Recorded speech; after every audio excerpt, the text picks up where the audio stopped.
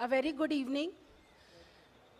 The first meeting of finance ministers and central bank governors under India's G20 presidency has just concluded, and we have with us Madam Finance Minister and Minister for Corporate Affairs, Srimati Nirmala Sitharaman, Governor RBI, Dr. Shaktikanta Das, Secretary DEA, Government of India, Shri Ajay Seth, and Chief Economic Advisor, Dr. V. Anant Nageshwaran. So the drill would be, first there would be Madam FM's address, followed by questions, and I'll be announcing the names of the journalists who will be asking the questions. Yes, ma'am.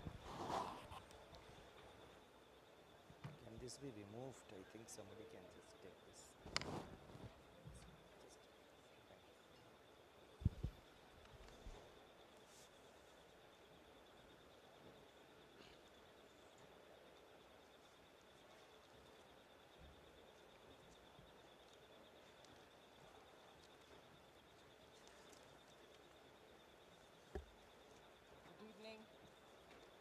Good evening.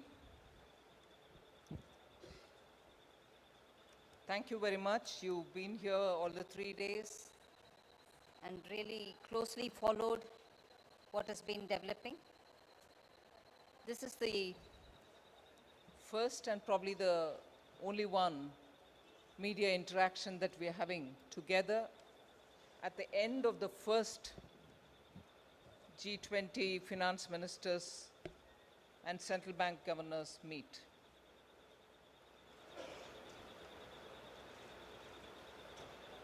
The objective of this FMCBG meeting is to seek guidance from the finance ministers and central bank governors on the areas of work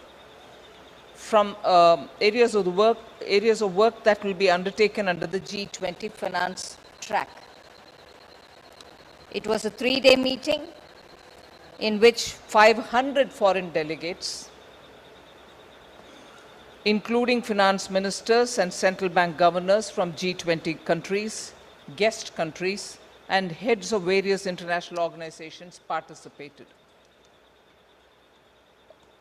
There were only 4 countries whose finance ministers or central bank governors could not attend in person. They are China, Mexico, Russia, and Turkey. With that said, I would like to add that the virtual participation of some of these ministers and central bank governors also happened. So it wasn't as if they were not at all there. They were physically not here, they did participate virtually. India has always tried to make efforts to be a voice of the South, global South.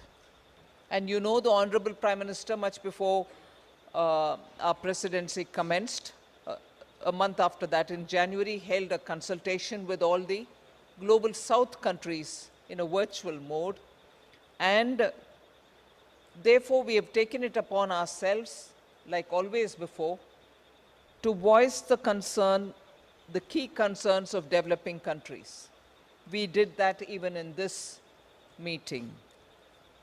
We have certainly given priority for India's neighborhood, but not stopping at that, we have also invited to give a global, to be as a guest country to be participating. And they did attend the meeting. The 3-day meet began, 2-day, the first day was the deputies meeting, and 24th and 25th were the ministers and the governors meeting. And that started off with a video message from Honorable Prime Minister of India, Shri Narendra Modi. The Prime Minister urged, and I'm just giving a one-line summary or a highlight of what the Prime Minister's video message said, calling the finance ministers and the central bank governors as custodians of the leading economies and monetary systems of the world. Honorable Prime Minister urged us to bring back stability, confidence, and growth to the global economy. That was the gist of his video message. And of course, guided by the theme which is given for the G20 India presidency, Vasudhaiva Kutumbakam, One Earth, One Family, One Future. The discussions were looking at holistic solutions for most of the pressing global issues. Broadly, 3 thematic sessions were held. They were chaired jointly by myself and also by the Governor of the Central Bank of India, which is the Reserve Bank of India. The first one of the 3 thematic sessions is strengthening the multilateral developmental banks to address shared global challenges of the 21st century so that they can address global debt vulnerabilities, mobilize timely resources, and adequate finance for, that was the first one. And the second one is to deal with the sustainable development goals, for which mobilizing finances for climate action was the main focus. And the third thematic session was to look at digital public infrastructure, also look at sustainable cities for tomorrow, and financial inclusion and productive gains, all of which were focused items of the 3 thematic sessions. First century, so that they can address global debt vulnerabilities, mobilize timely resources, and adequate finance for, that was the first one. And the second one is to deal with the sustainable development goals, for which mobilizing finances for climate action was the main focus. And the third thematic session was to look at digital public infrastructure, also look at sustainable cities for tomorrow, and financial inclusion and productive gains, all of which were focused items of the 3 thematic sessions. Ministers and governors reiterated the need for a well-calibrated monetary, fiscal, financial, and structural policies in order to promote macroeconomic and financial stability, and also to maintain growth momentum. On the margins, we had a high-level symposium on digital public infrastructure on the 23rd itself. And that particular high-level symposium was to look at various issues governing the digital public infrastructure. The particular matter of interest which I'd like to put before you is the G20 Troika members. It so happens that the Troika members, Indonesia, Brazil, and India, had shared their success stories in the DPI, digital public infrastructure. While the interest was there among all countries, the success stories were incidentally from the Troika. So that was a matter of interest for all members, and it was also very heartening to know all the 3 are emerging market economies. Today we had a walk the talk policy in action, where the delegates were taken to the Indian Institute of Sciences, and a total of 53 delegates came for the visit. 7 of them were finance ministers or heads of international organizations, 9 central bank governors, and 37 delegates participated in it.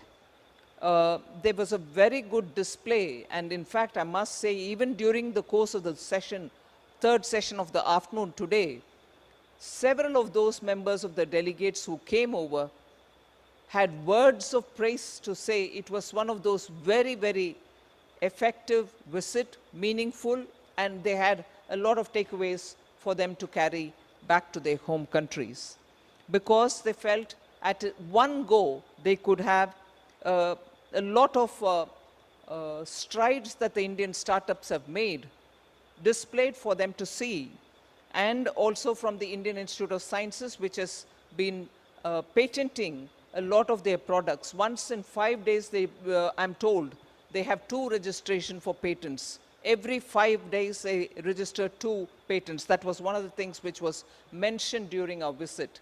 And I'll just give the range of items which were displayed there, explained for the delegates. India's electronic vehicle system, electronic vehicles and ecosystem, semiconductors, biotechnology and healthcare, aerospace, artificial intelligence, robotics and drones.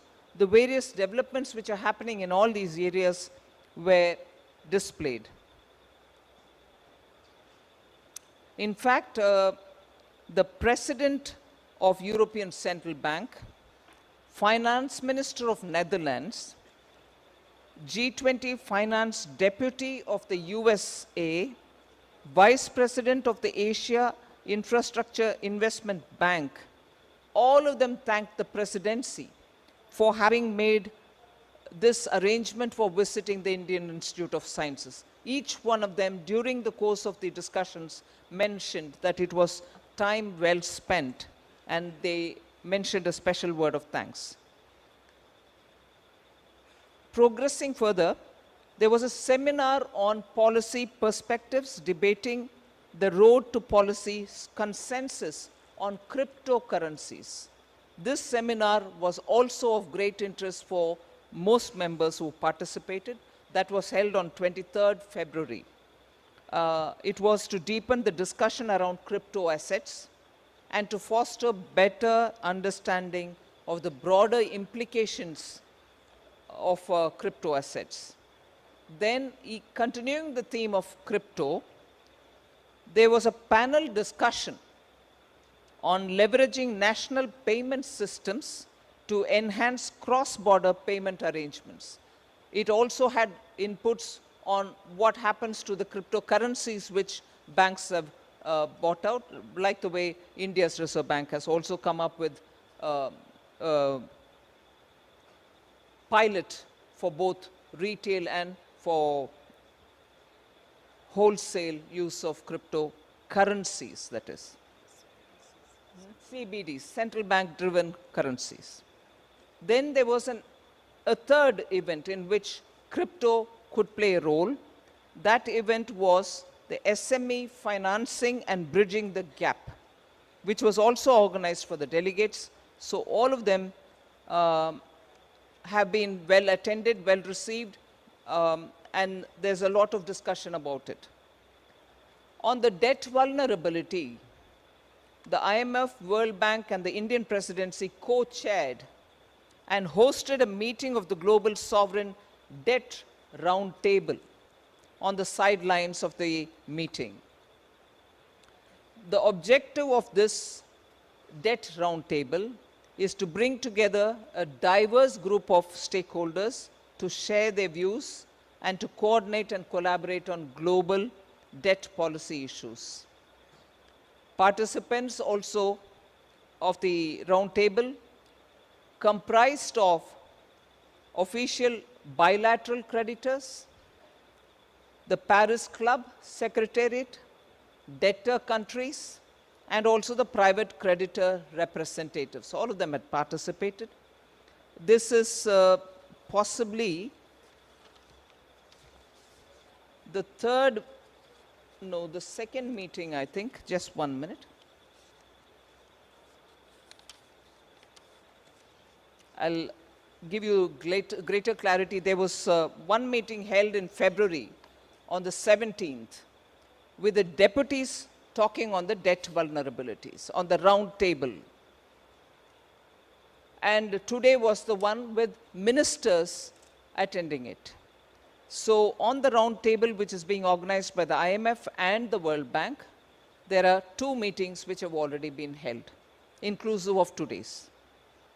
Then, of course, other than the meeting itself, we've had a cultural event in which we are in Karnataka. I'm happy to say the rich cultural grandeur of the Vijayanagara kingdom was displayed. It's actually, we called it Uttada Mele Sambhashanagalu, which is over a meal, particularly a dinner, there was a lot of discussions.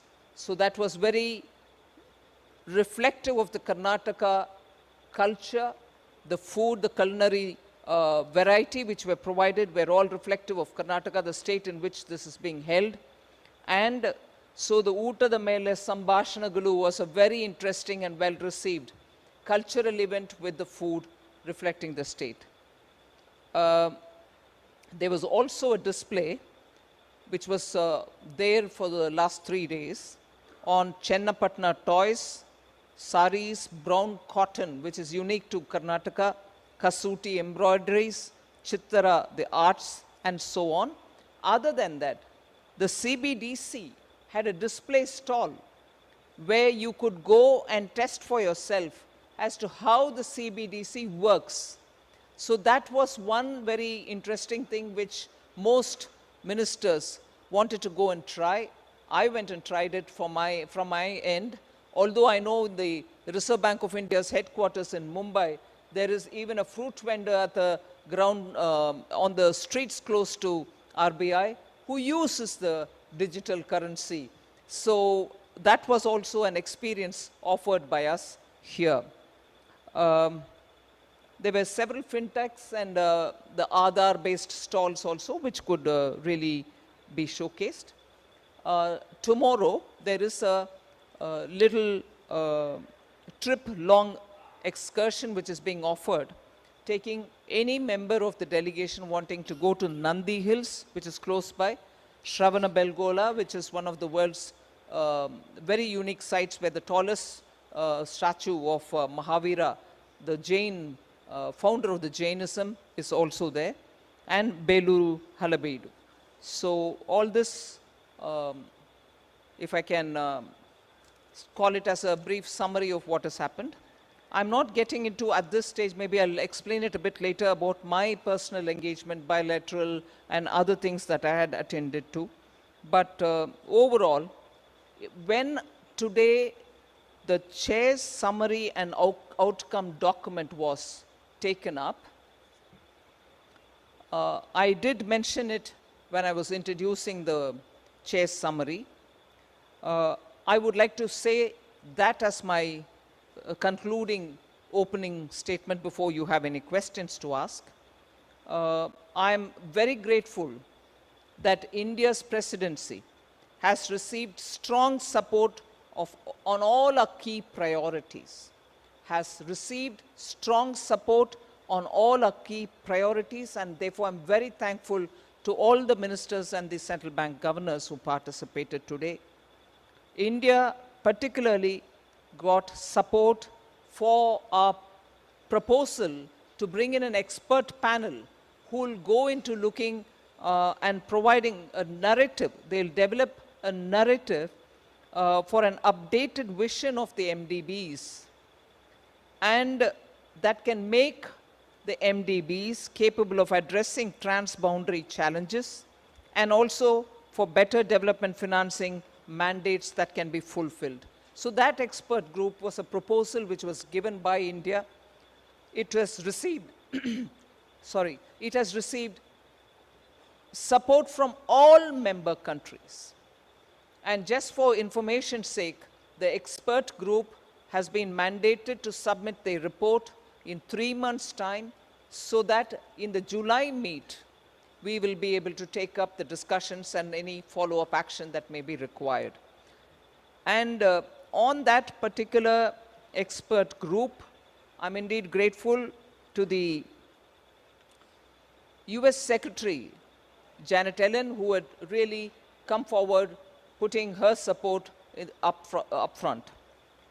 Then the key successes of the negotiation, the team had done a really rigorous work, and I was glad to hear a lot of finance ministers praise the work of the Indian negotiating team. Each one of them came to me to say, you have a fantastic team which has gone through the negotiation process, and the team leaders, Ajay Seth, Secretary, Economic Affairs is here. He led the team, and really they had gone through consultation process without any kind of meeting difficult moments. Even if they were able to bring everybody on board. So that was one of the things. And on one of the successes for the negotiation, particularly for the chair's summary and the outcome document, was to have arrived at a common position on the debt language. That is a key one which sort of stretched till this morning, but I was glad when a common position has been arrived on that language. And it is important for us to emphasize on that, because the vulnerable countries are looking up to the G20 to find some solution, some kind of a arrive at a position whereby their debt stress can be relieved. And many of them have been waiting for a very long time. So if we could arrive after so much of negotiation at a common position for a language on dealing with debt, I think the G20 is now standing up to meet the challenges of debt stress which many countries are facing. And this is a development which I think really reflects at the responsiveness and also taking up the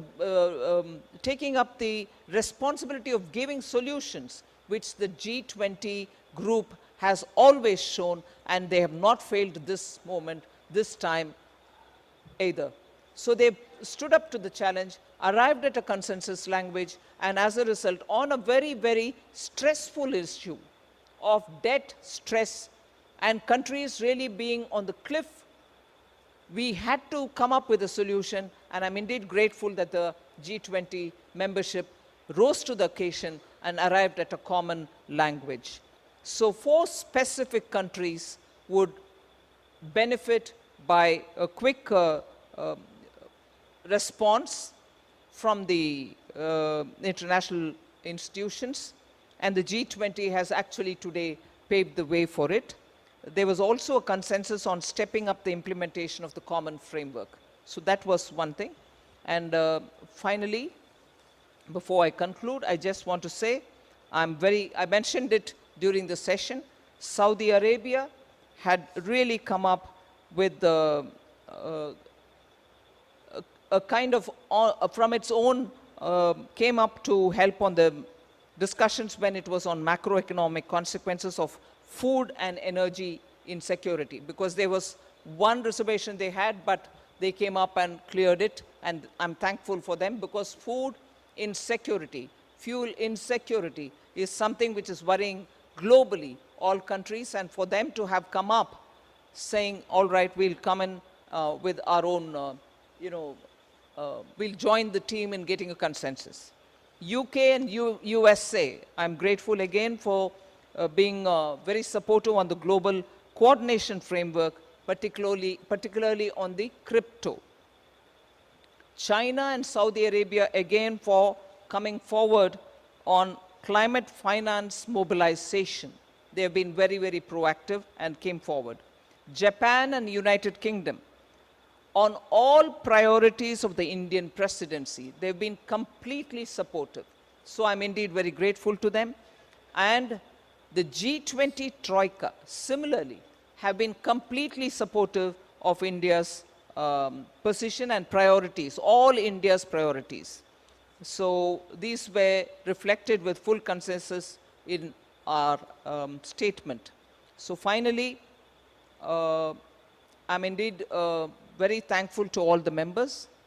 In a way, before the next meeting, which is in April in Washington, this first step, although there was what you would call not a chair or not a communique, but only an outcome statement, I would still think we've made good progress in having all the ministers on board. This would be my opening statement. Would Governor Das want to say something before we open the floor for question?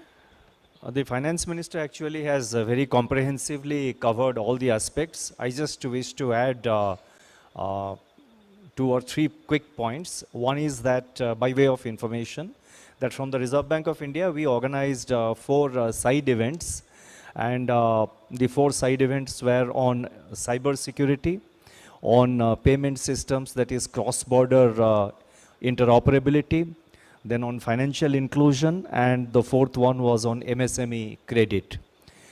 That's the first point I wanted to say. The second point is that by coincidence or whatever, the India-Singapore, the linkage between UPI and Pay Now really came at, at the right, most appropriate time, and that attracted a lot of attention. In fact, during the deliberations, quite a few finance ministers and central government, central bank governors did mention about it as a success story and which can guide the future of interoperable payment systems between countries and for cross-border transfer of money. And the third aspect I wanted to point out was that the gallery of various stalls which we had put out, that included the showcasing of the UPI by the NPCI, the CBDC stall which we had put up, and it was being run by the commercial banks, both public and private sector banks, and that attracted a lot of attention, as the finance minister has pointed out.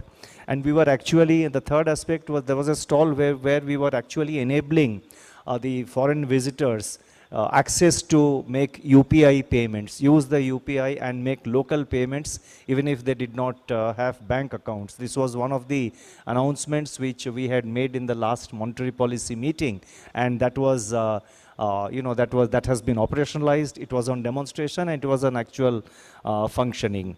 And then also there was a stall on the trades platform and how it's making a progress. I'll stop here. Thank you.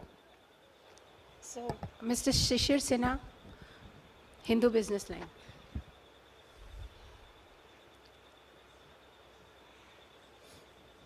Good evening, ma'am. Good evening, sirs.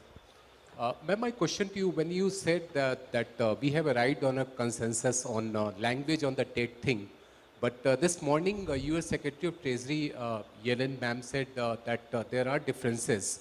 So with the kind of differences what she's talking, how we are going to see the debt resolution for the vulnerable countries? This morning's statement is before the consensus which has been arrived. So there are no divergences now. On the debt issue,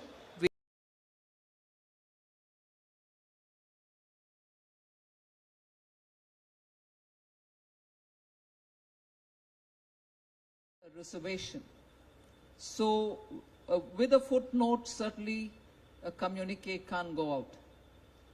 And therefore, it had to be a chair summary and an outcome document. Russia and China. Mr. Akram, Indian Express. And that was mentioned also in the council, in the G20 meeting that we had. My introduction about the chair's statement, I did mention the name of the countries there as well. Mr. Akram from the Indian Express. Ola, were there any discussions on this Hindenburg report that... Sorry? Were there any discussions on the Hindenburg report? Like, did any leaders from No. talk to you about this issue? No. Yeah. Mr. Takashi Ishihara from the Asahi Shimbun. Hello, can you hear me? My name is Takashi from the Asahi Shimbun Japanese newspaper. I just would like to clarify. So you mentioned that China and Russia oppose the paragraph 3 and 4 to make the consensus among the G20 countries. So if Russia and China agree on that paragraph, can I understand the communique can be approved? And then number 2, which specific point on paragraph 3 and 4 Russia and China oppose to make the consensus for this time? Thank you. They didn't want those two paragraphs to be in the communique because it was all agreed by all countries except for these two. And what did they not agree? They didn't agree to those two paragraphs because the leaders had prepared that in the Bali summit, and it was fine for a circumstance, for the circumstances which prevailed then. And therefore now they didn't want it. Mr. Ajay Mishra from Doordarshan.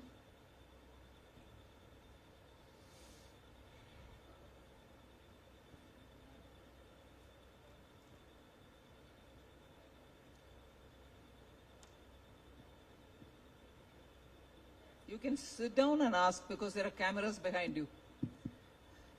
Hello. Yes. Thank you, ma'am. By when can we expect this common solution for debt vulnerabilities to come, ma'am? And also, who are the 4 countries that are going to benefit when it comes? Also, what are the reactions from the countries from Global South, which we see as a priority for Indian presidency? Thank you very much. Well, the solutions for the debt-distressed countries are all already on the works. It wasn't as if, it is not as if it has to start now. They've already on the works, but it's also a question of all debtor countries participating in it so that they can effectively give the resolution. The 4 countries that we are talking about are Chad, Ghana, Suriname and Sri Lanka. Ms. Janani from the BQ Prime. Here. I think there are some questions on the left side also. Some people on the left side. Good evening, ma'am. Ma'am, you had mentioned that there's been a lot of support for a proposal for developing an expert panel on the narrative of an updated vision for multilateral development banks. Could you maybe help us understand what would be this expert panel's directives to look at? What would be the outcome to be expected from them?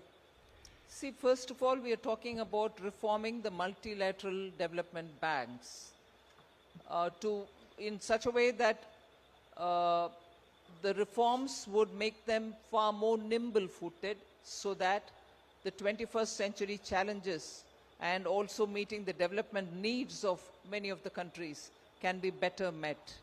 For which, I know in the World Bank some action has already commenced. Now, we are not reinventing the wheel here. This expert group, incidentally, let me give the name of the co-chairs.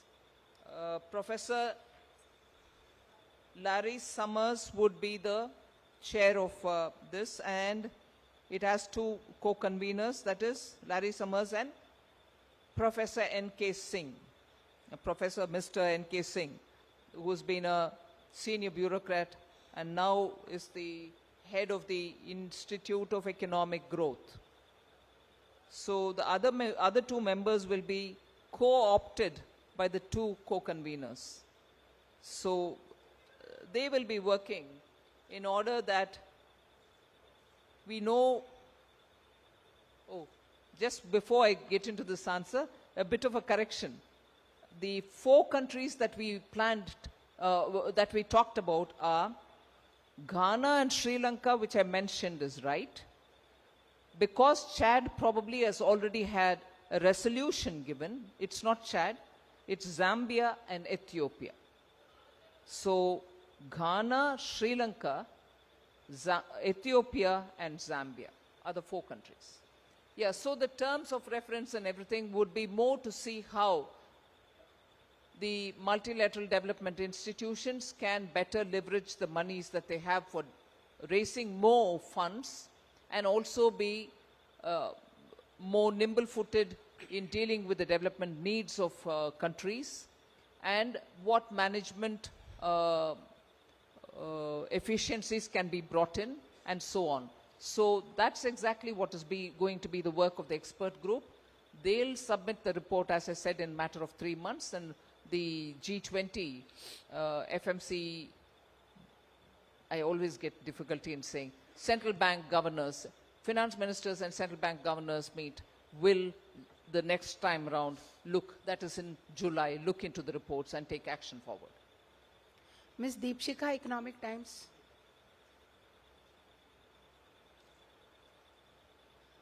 Ma'am, just on the debt resolution, there have been concerns about asset capture by, especially with regard to sovereign debt in these countries and geopolitical concerns around the asset capture. So the framework that we are now looking at or working out this outcome, will it address these concerns? I'm not getting to the details of how it has been resolved. The details will come out for you, but we are looking at more efficient and quick resolution.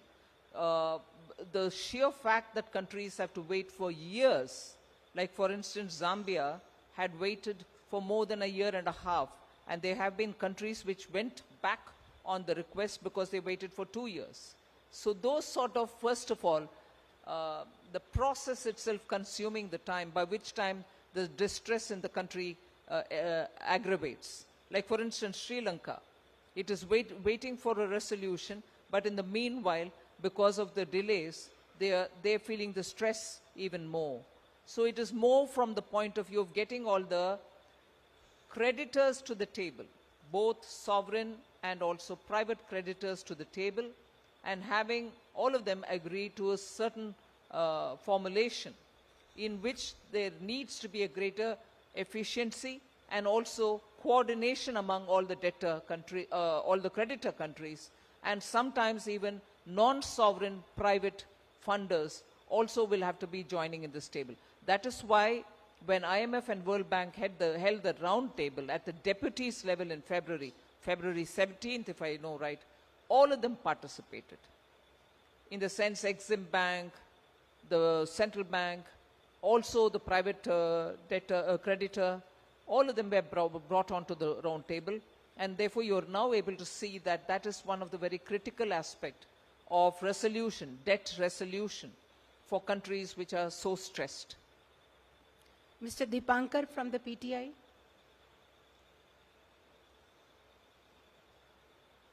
Good evening, ma'am. Good evening, sir. Ma'am, since a lot of thrust was on regulation, on private cryptocurrency, and there were 3 seminars which were held on that count,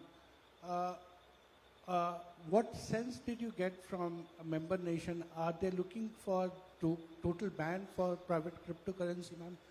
Or what is the road ahead for private cryptocurrency? I'll actually ask the governor to speak about it, but I'm glad to say one thing. There's almost a clear understanding that anything out of the central bank is not currency. And this is a position that India has been taking for a very long time, and we are glad that such a position of India is now getting also acknowledgement from so many different members. I wouldn't want to take more of your time reading the quotes which had been coming out today in the meetings. I'm just referring to several speakers, not just in today's meeting, but also outside, who have been speaking about the risks of crypto assets outside. And there is a clarity that unless it is sovereign backed, it cannot be a currency. And as it is, that they have to be regulated.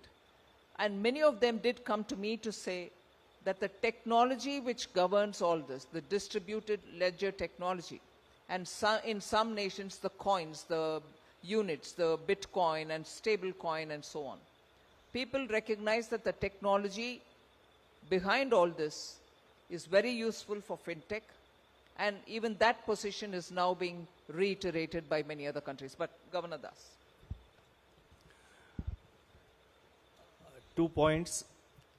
First thing is that there was greater interest in central bank digital currency, and pilot projects are already in operation in quite a few countries. The second point is that there is now wide recognition and acceptance of the fact that cryptocurrencies or crypto assets or crypto products, or by whatever name you call it, they involve several major risks to financial stability, to monetary systems, to cybersecurity issues, and to overall financial stability. As I mentioned, that they involve several risks and they need to be looked at. And going forward, the effort is to develop an international framework, an international architecture to deal with this problem of these crypto assets or products or whatever you call it. The IMF and the Financial Stability Board both are working on it. The IMF is working on a paper. The FSB has been dealing with this issue. FSB focuses more on regulatory aspects. So there will be a synthesis paper between the FSB, Financial Stability Board, and the IMF on this whole issue of crypto that will come up in the later part of this year, and they will form the basis for the future discussions to develop an international architecture. Just a few more things on the crypto since there's so much interest. I have already said that in February, the IMF's discussion paper on macroeconomic implications of crypto assets has already been put on the table, so people are looking into it. February 23rd, there was this panel discussion on policy perspectives, debating the road to policy consensus on crypto assets. That was already held. Now, forthcoming events in the context of G20 and crypto, I'd like to mention it now. April 2023, when we'll meet during the spring meeting of the World Bank and the IMF, side events are proposed on crypto assets, even there in Washington. July 2023, FSB's paper on crypto asset regulation will be also put on the table so that when we meet in July, we'll be able to talk about it. So IMF's paper is already on board. FSB's paper is coming in July. And the synthesis paper, which the governor referred to, will be during our presidency in September this year. The synthesis paper also will be submitted, and which will lead towards a creation of a global policy approach on this matter. So step by step on crypto, there's enough work going on. As I said, 2 of them have already happened, meetings where this was discussed. 3 are awaited. I mentioned the 3. One is the April meeting 2023 as a side event, July FSB's paper, and September the IMF FSB's synthesis paper, all which will lead to some kind of a policy approach in dealing with the cryptos. Ms. Nivrita Ganguly, AFP. And just to add, Canadian Central Bank Governor cautioned that crypto assets should not be given the regulatory seal of approval. He used these words. I just want to draw your attention to that. Without a well thought out approach and a framework for implementation. These are, I'm paraphrasing his words, that was Canadian Central Bank. The World Bank stated that the views of all the developing countries should also be included in any policy framework. That was from the World Bank. The ECB, European Central Bank, thanked India for putting crypto assets on the priority map and stated that the global framework and understanding of macro implication, financial factors, is very, very fundamental. So the EU Commission also stressed that an internationally coordinated approach is the key. So I'm glad that all that we have been discussing in India over the last 1.5, 2 years, in the process of addressing you all several times, broadly has an acceptance in the G20 membership as well. Good evening, ma'am. Can I just add one sentence? I said that there is now wide acceptance about the risks involved. And as the finance minister pointed out, about more than a year ago, or let's say 2 years ago, in the international community among countries, there was still a feeling that there could be some advantages and it's a new product, it's a new innovation. But now I think there is a wide recognition of the risks involved. It is accepted that there are major risks, there are concerns being expressed, and various options of dealing with this problem have also been pointed out, as the finance minister quoted a few governors, and there have been other governors and ministers. So there have been other, in private bilateral discussions also, several other opinions are coming. So this is something which is work in progress, and basically I think there was agreement that this issue has to be dealt with in the overall interest of maintaining financial stability, and we should not create major risks whose management later on becomes, insurmountable. Good evening, ma'am. Nivrita here from AFP. I just wanted to understand what exactly was the breakthrough in the language on the debt recast topic. Who or what institution was opposing it? If you could give us some details on that. And also, similarly on the language of the paragraphs that Russia and China did not agree to, is it correct to say that China wanted the word war removed?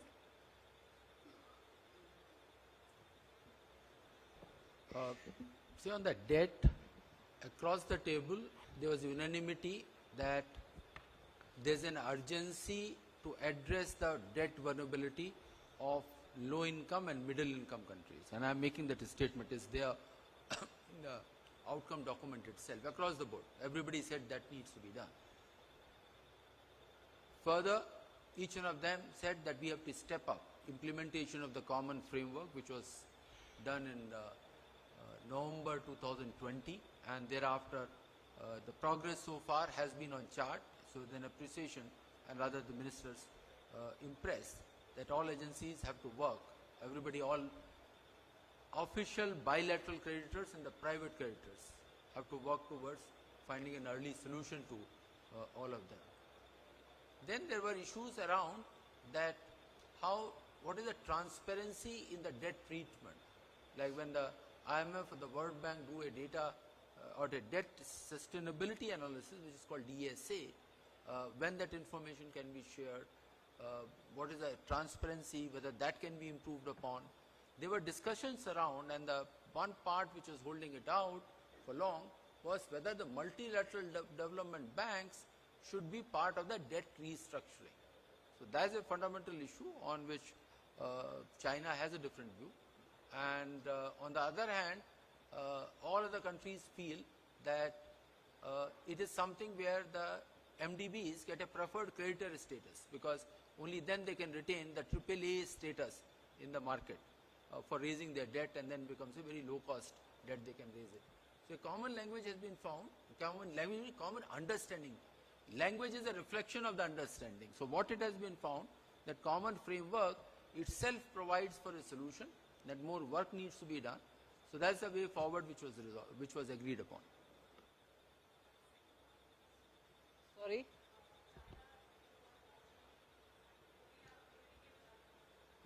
So I mentioned it, the China's position, China was insisting upon that for some of the countries, or for several countries, debt given by multiple... She's asking about war. Did China want the word war removed? Okay. No, see, both these countries, the language adopted, or not language taken from the Bali declaration, G20 Bali declaration, language has been taken from there. The only change is that the para there in the Bali declaration said this year we have witnessed a war. Obviously the year has gone by. So what the minister's communique or outcome statement is talking about, since February 2022 we have witnessed a war. So that's the only difference in point. Both China and I will start with Russia. Both Russia and China took a position that finance minister and central bank governors, their mandate is to deal with economic and financial issues. They should not get into the global geopolitical issues. So they did not comment on the language part. They said it is not their domain, so they will not comment on the language part. So there is absolutely no change vis-a-vis what the leaders had agreed in the Bali declaration. So answer your question, there was no request or demand to remove the word war. They just remove the paragraph itself, because this is not the right place for having those paragraphs. On the other hand, all other 18 countries felt that the war has got implications on the global economy. So this is the right place to have those paragraphs. Mr. Prashant Sahu, Financial Express. Hello.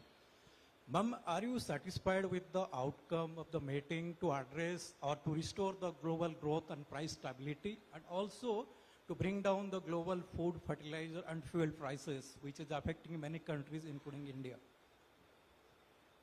Well, at least the understanding among countries is now that the food insecurity and also the fuel insecurity is going to affect all of us. It's already affecting. And that is where I did mention about a little bit of hesitation which was in the Saudi Arabian mind has also been addressed, in the sense all of us do recognize that this insecurity is going to worry a lot of nations, and we've come on board. Mr. Shailesh Yadav, ANI.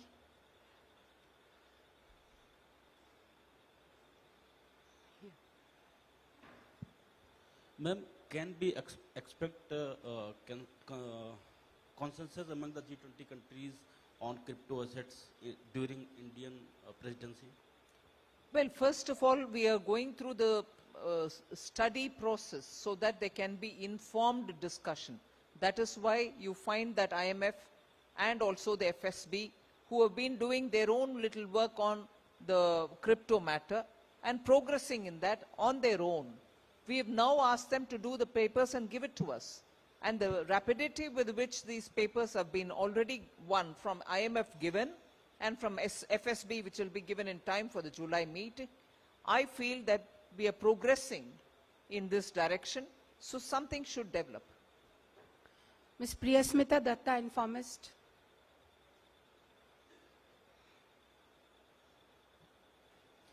Good evening to everybody on the panel. This is Priyasmita.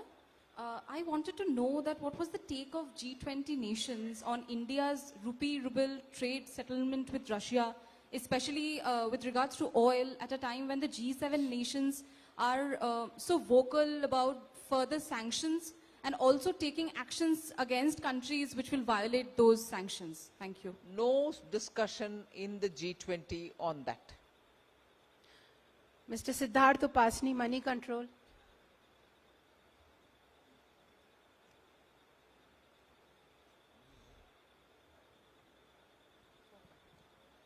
Good evening.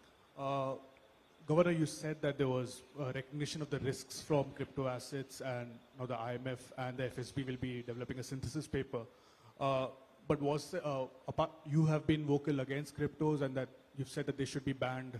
Was there did anyone else from the G20 nations share that view, that they should be completely prohibited and regulation perhaps is not the only way forward?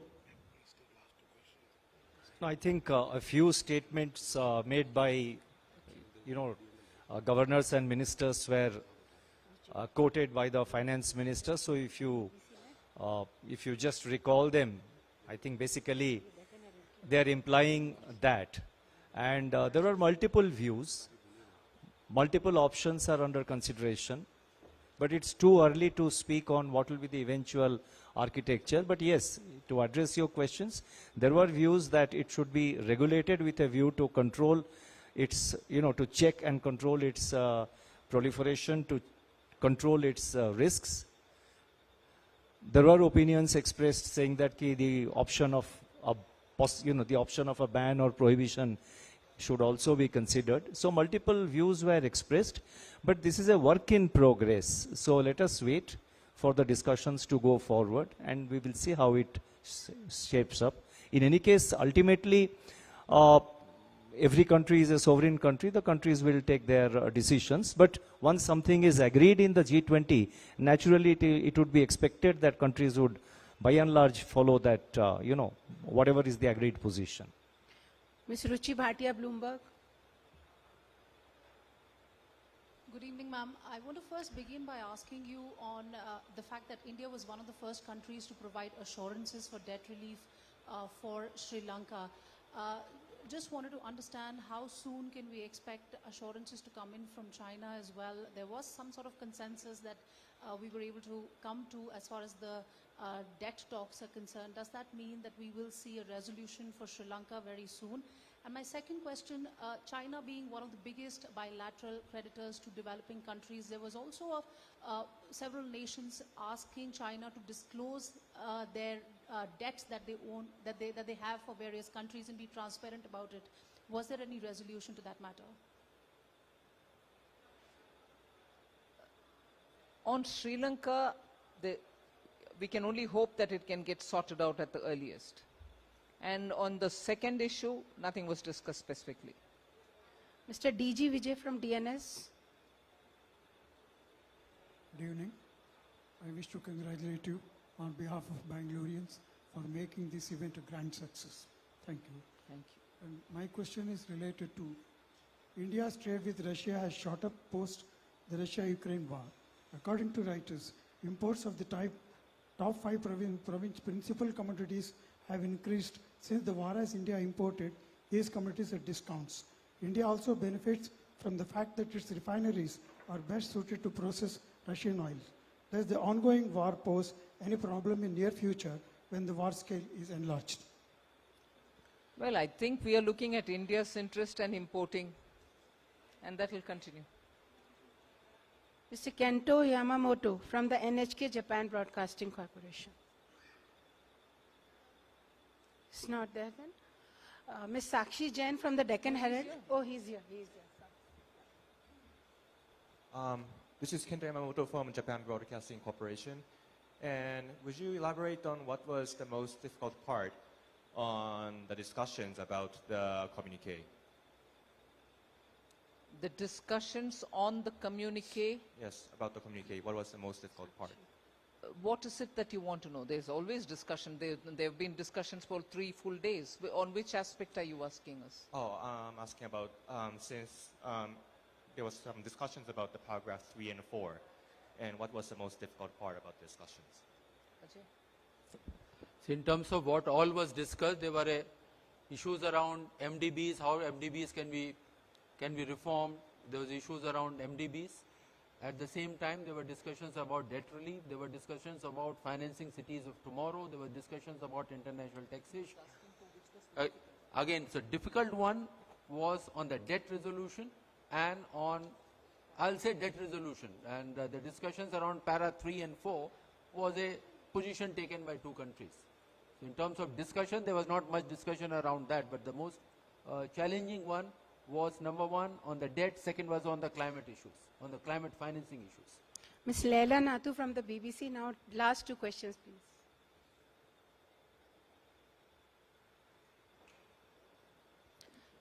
Good evening, Madam FM. I have one question, just a brief one for clarity, please.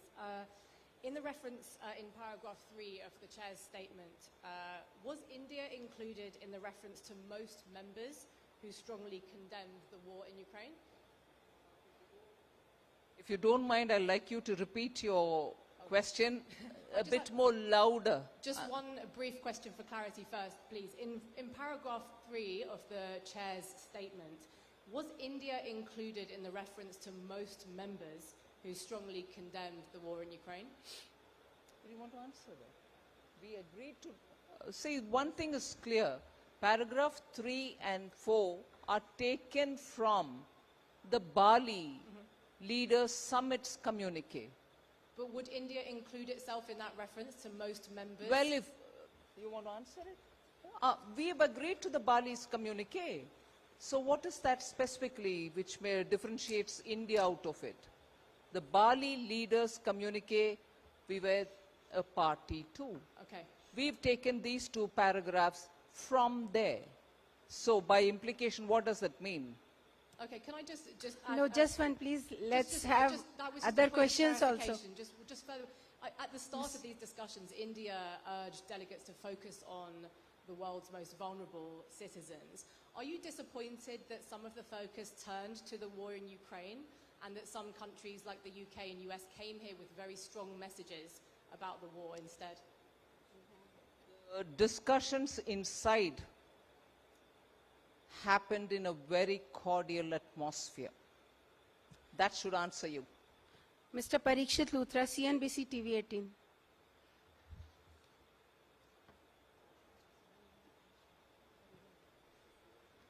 Yeah. Ma'am, considering that the war is still on and many of the leaders have expressed that this year there is a lot of uncertainty about inflation, about global growth, did you also urge finance ministers to have greater coordination between governments, between central banks, greater communication clarity to avoid sudden moves in the global economy? There was nothing specifically, but remotely, many of us would have said something to say that there should be global coordination, but nothing more specific than that.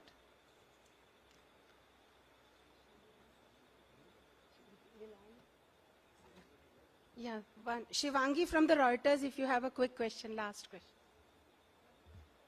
Yeah, hi. My question is indeed quick. Can I go ahead? Shivangi from the Reuters. Ask your question. Last question, please. Yeah, quick question. As the G20 president, was it hectic or not to discuss, pursue issues such as the Russia-Ukraine war with a bloc which is clearly a divided house?